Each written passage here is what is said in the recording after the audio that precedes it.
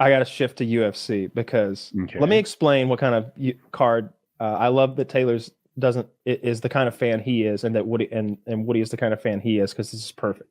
So sometimes you'll have a pay-per-view that I'll give a bronze medal to. Mm-hmm. All right, goodness gracious, a Holly Holmes card, great. No, thank you. Then there's like the silver medal. It's like, I really wish they had a better co-main event. So, it's just really one good champ fight and a bunch of. It's like, yeah, I care about that guy, I guess, and man, he still fights. Fuck, and 2 girl fights. That's a silver, and then you got a gold medal card, right? Holy shit, we got 2 belts on the line. The 3rd fight is good, and holy shit, that 5th fight is that guy 2 years ago was the man's man. This is a killer card. What we have this weekend is a wild card. This is rainbow colored. Because 2 things, two fighters fell out. One fell out due to a horrific staph infection in his elbow. I saw a picture of that. Oof. It gets grosser by the day. Like, I saw a hole eaten out of it recently. He's had 2 surgeries, opening it up, cleaning it out, multiple like high level antibiotics. He's a pro athlete. He's getting the best care. He flew to another continent for the care. He flew back to South America to like his doctor. He's out. The guy he's going to fight is this, oh my God, Khamzat Chimaev. Chael Sonnen calls him Kazmat, even to his face. And it's funny to see a man as scary as Kazmat be like, motherfucker, you know my name. But he doesn't say it. I thought he had a hair lip. I've learned that he actually fell down some stairs as a kid and it's just like scarred. He talks like this man. He's terrible on the mic. You can barely understand a word he says, but he's a ghoul. He's a fucking scary gremlin he's the Allahu Akbar on 9/11 guy. He's the guy who mauls people. Everybody but Gilbert Burns, he's just destroyed in seconds, just taking them down and beating the bejesus out of them. I'm here with the winner, Khamzat Chimaev. Hey, so what now? Say something! So what now? I all you boys! This is just your Khamzat, that was an incredibly impressive performance against a very dangerous guy in Kevin Holland, but you just ran right through it. I'm the most dangerous guy here. I got a coming for everyone. I kill everybody. Allah Akbar. Well, Paulo Costa, elbow injury, can't fight him. We need an opponent. They bring up Kamaru My Knees Are Bad Usman, who was the champion not very long ago, a couple years ago. He's the number 1 contender. It's maybe perfect. The best body in UFC. One of the perfect specimen. The guy. So we're going to see a guy who was the guy like 2 years ago face off against a guy he normally wouldn't have to fight. The scary up and coming monster who we haven't really equated his power level yet. It's like early on in a superhero movie where they haven't faced off against anyone we know is tough. Yeah. So like in Star Trek, they have somebody beat up Worf to establish how strong they are. Worf gets his ass beat every episode, so we know the bad guy's strong because we know Worf is strong. Well, it's going to be an amazing fight. This Khamzat guy is... Go ahead. The part that I'm very interested in, Kamaru Usman is known to be a very good grappler, right? He didn't do a ton of grappling, but it was like he never had to. You had to respect his hands. The grappling threat was there, and he's a high-level grappler, they say.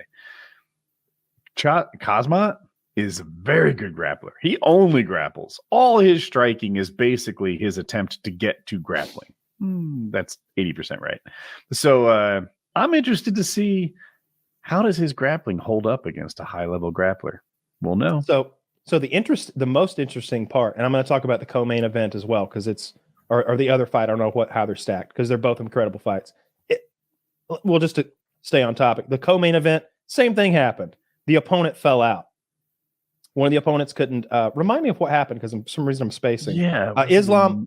It's Islam Makhachev at 155 pounds. Who was he going to fight that fell through? I can't remember. Oliveira. Charles Oliveira, former champion, was going to rematch with this Islam Makhachev guy. You're probably seeing some commonalities in the names. These are all Muslim fighters.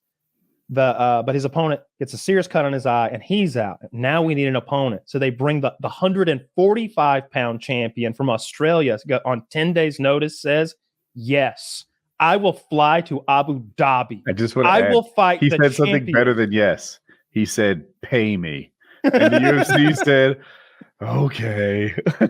and now the trash talking is like, he's only doing this for money. He's just doing this to get paid. And Volkanovski's like, don't you worry about what I'm getting paid. Let's fight. I'm like, of course he is. It's his job. Are you telling me this prize fighter's doing it for the money? Yeah. I'm very excited for that. The 145-pound champ fighting the 155-pound champ. Again, the last fight was incredible. It was 3-2, unanimous decision in favor of the 155-pound guy. But there were moments of pure terror on the face of the 55-pounder where he was looking at the clock like, get this guy off me. When he turtled on Volk's back for a whole round, and Volk is going, come on, punching him over his shoulder and doing more damage, in my opinion. If it were a street yard fight, I'd be like, you better let him go. He's punching you in the nose over and over. Like, he's clearly winning the street yard bully fight. But that ain't how UFC works. It's not about damage done. It's not about who was winning at the 5th round, because that was Volk. It's a round-based thing. And 3-2, Makhachev won. But here we go fucking again. And I'm very pumped for that. And the thing is the location and the timing, because those are two powerful factors in anything. And here we are in Abu Dhabi, where the whole crowd will be wearing those Saudi Arabian like robes and fucking garbs and everything. The sponsors will be different. The ring girls will not be there. And every fight has a Muslim fighting like a Westerner or something like that, or a Brazilian or something like that. It's their card on their time zone in their country. And I mean, the Middle East is fucking exploding. At the press conference, a Brazilian reporter said, when will we see UFC come to India, or maybe an Indian fighter? Now, you might not know about this, but there's a little beef between India and the Pakistani Muslims, and, it goes back a while. Plus, the Middle East is already burning. Whole crowd, boo, boo, you Indian piece of shit. and Dana's like, of course, he doesn't know any of this. He's Dana White. He's like, why don't people like India? I don't understand. And I feel like somebody was like, no. Now, to compound all of this craziness, all of the Muslim fighters fighting the Western fighters, not only did you have that crazy redneck come out with the Bible recently so that you can have a little whataboutism, but they also just rescinded the rule that prevented flags in the octagon. They did that before the terrorist attack, just to be clear on the timeline. It was unrelated to any craziness going on. They instituted the rule after Ukraine because there's so many Russian fighters. You don't want them getting booed out of the building, like pimping their Russian flag while children die in the streets. That rule is gone. So you will have people bringing flags in.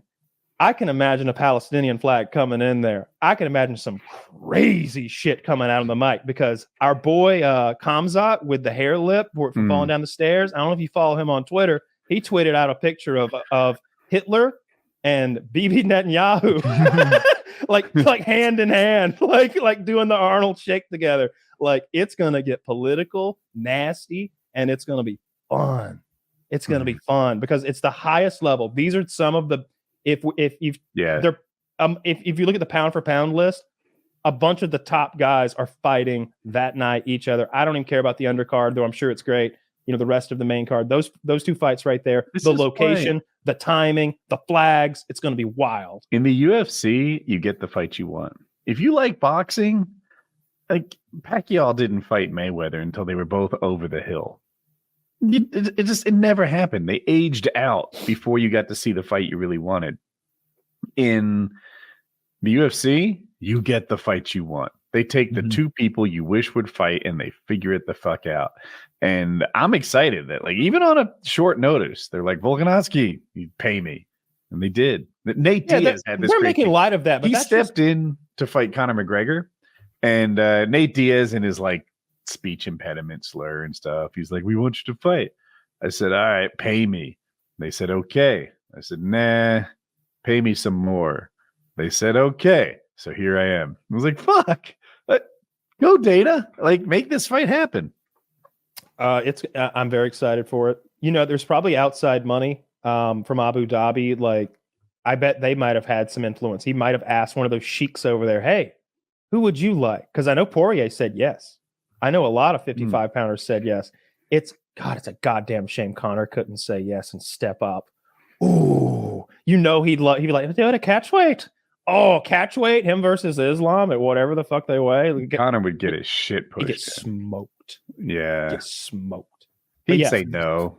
Conor hasn't shown. Well, actually, I take it back. Prime Conor showed a ton of bravery. He's the guy. He would be like, they're all just men. I don't care who it is. But I guarantee Conor, you he'd step up against Strickland for his belt right now. If you called him to go fight Strickland for that belt, Conor would go fight Strickland right now. They weigh about the same. I wouldn't doubt it. Conor hasn't looked good since Alvarez. Long time. I didn't think he looked great against Poirier this last time when he got beat up and his leg broken. I don't know. We're going to see a different Conor. Maybe he comes. I don't care. I don't care anymore, if I'm being honest. The fighters that I talked about, those are the interesting fighters. Like those guys. I hate those two Muslim fighters, not because of their religion or where they're from. I hate their personalities. I hate them. I hate them. I hate them.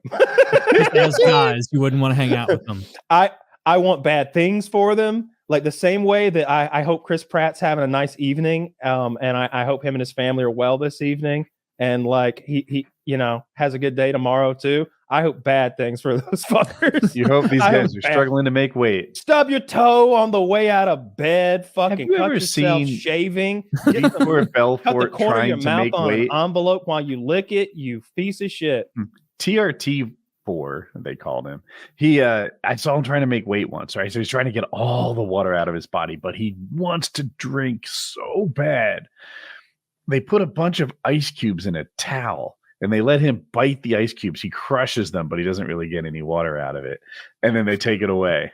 And that was like his sort of water satiation during weight cut. It looked terrible. That's like Guantanamo. Like that's horrific. That's how you torture someone, is you crunch the ice through the fucking bath towel. Yeah. And tell us where what the combination is.